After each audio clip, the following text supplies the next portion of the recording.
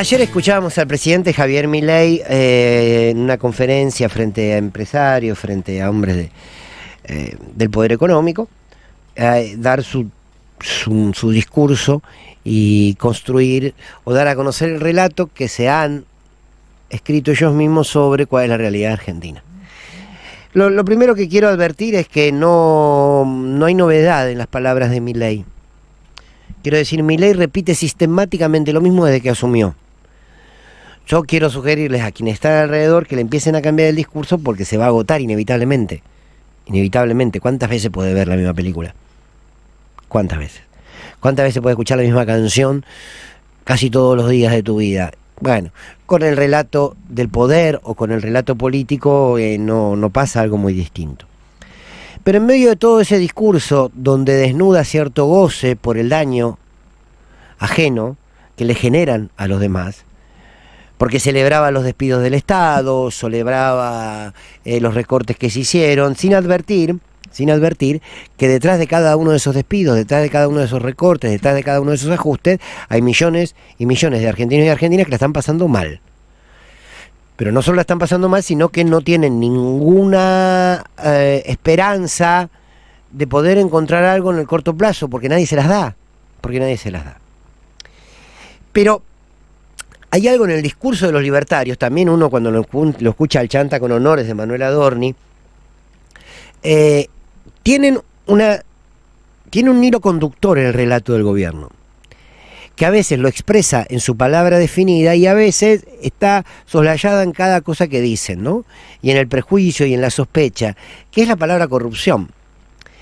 Ellos se arropan con todo lo que tenga que ver con la corrupción, el fin de la corrupción, el Estado como ese espacio donde todos son corruptos, la política como un nido de ratas de corruptos, los periodistas todos ensobrados que son corruptos. Básicamente todo el discurso del gobierno está entretejido por el concepto de corrupción. Y después uno, creo que ayer lo decías vos, Vanessa, cuando dabas a conocer parte del informe de Analogía, donde dice que la preocupación de la gente es la corrupción. Y yo estoy convencido que eso es que de alguna manera el poder comunicacional dominante ha perforado nuestro sentido común. Algunos medios, ¿no? Particularmente, donde para ellos hacer periodismo político es denunciar hechos de corrupción.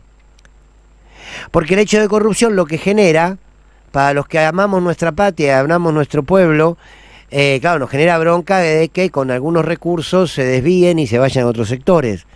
Para algunos, el eslogan de terminar con la corrupción en el fondo encubre la decisión de terminar con la política. Ahora yo digo, ¿qué es lo que indigna de la corrupción? ¿Por qué per se creemos que el Estado es corrupto y el privado no?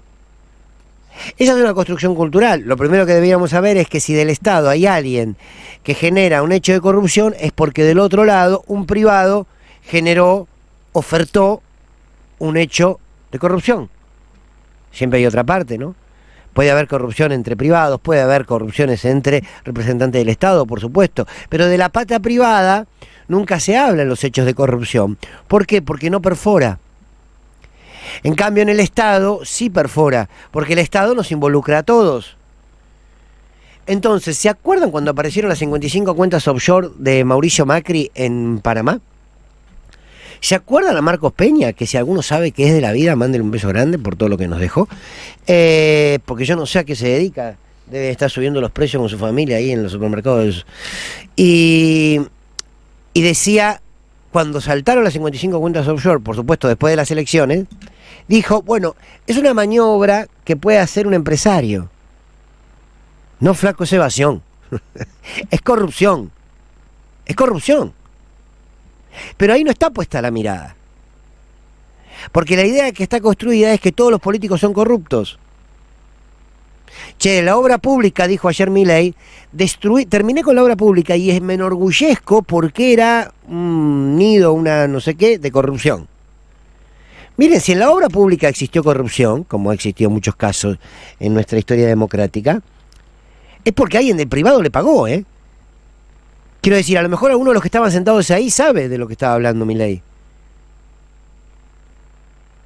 Porque me encanta porque ellos dicen memoria completa cuando tienen que defender a los genocidas. Memoria completa. Y acaban recortando todo lo que pueden, ¿no? Entonces, ¿qué es lo que perfora nuestra sociedad en términos de corrupción? ¿Somos una sociedad corrupta en los valores? Sí, lo somos. Más o menos. Somos no todos, por supuesto no estoy generalizando, no soy quien. Pero digo, hay cierta corrupción que está legitimada por el mismo mercado y hay otra que está condenada, que al mercado no le gusta que le saquen plata. Entonces es muy loco que sea corrupto, que sin duda a lo mejor lo es, algún dirigente de un movimiento social, porque se quedó con determinados programas sociales, claro que es un hecho de corrupción. Ahora, eso es tapa de los diarios. La corrupción estructural de la Argentina, no. La corrupción que nos saquea a todos y a todas el patrimonio, no. Ahora, me llama la atención que siga siendo el tema. Yo la condeno, quiero dejarlo en claro, ¿no? Condeno todo hecho de corrupción. Porque no se necesita ser corrupto en la vida para ser una persona feliz y poder dar las peleas por desarrollarse. Pero yo me pregunto cuánta gente, seguramente muchos que están del otro lado en algún momento tuvieron la oportunidad de vender, comprar una casita, un departamento, un terreno, ¿no? Díganme cuántas veces escrituraron por el mismo valor que compraron o vendieron. Nadie. Eso es corrupción, pero está legitimada por el mercado. Entonces nosotros estamos todos tranquilos ahí. No, bueno, siempre, y te dice, cualquier escribano, y te dice, no, igual se escritura por menos, tranquilo. ¿Cómo se escritura por menos? Si yo te vendía $10, te escrituraron por $10. Ah, no, por menos. Ya está. Ya está. Cuando eso pequeño se extiende en una estructura, tenés una corrupción que es estructural, que hay que combatirla, que hay que denunciarla. Por supuesto que sí. Pero también corrupción es recortarle ingresos a las mayorías para transferirlos a manos de unos pocos. También es corrupción manipular el precio de los alimentos ante una sociedad que tiene más del 55% de su población en la pobreza. Banquémonos a aceptar que eso también es corrupción. Porque si corromper tiene que ver con quebrar un orden determinado, bueno, ¿cuáles son todos los órdenes que están corrompidos en una sociedad profundamente neoliberal? Entonces, ¿qué quiero decir con esto? Que como sociedad debemos exigirle a los políticos y a las políticas que no sean corruptos, como debemos exigírselo al periodismo, como debemos exigírselo al empresariado, como debemos exigírselo a toda instancia de la sociedad. ¿Por qué? Porque como decía Foucault, el poder está en todos lados, ¿no? El poder está, si se quiere, desmembrado o desparramado en la sociedad toda. Bueno, por tanto, donde hay poder, hay posibilidades de.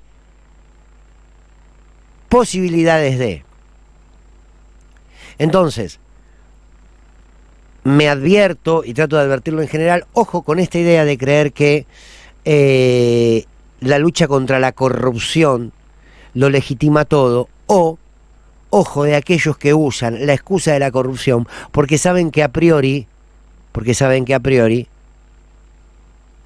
todos los van a tomar a bien. Entonces, seamos un poquito más sinceros con nosotros mismos para darnos cuenta frente a qué discurso estamos, pero darnos cuenta también que se lucha con la corrupción contra la corrupción cuando vos construís una sociedad con valores. Ni más ni menos. La lucha es por los valores, entonces. 26 minutos pasaron de las 3 de la tarde.